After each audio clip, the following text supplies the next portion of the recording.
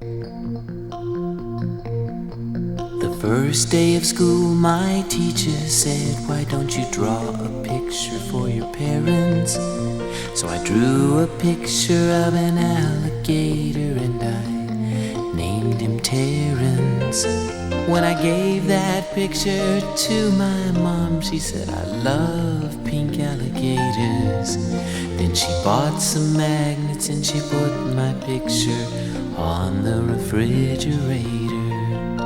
And she said she put it there so that everyone would see how much she liked my picture and how proud she is of me.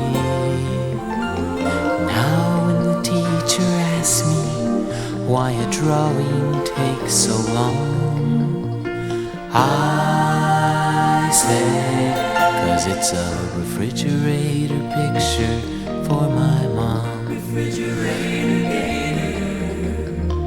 Refrigerator picture for my mom.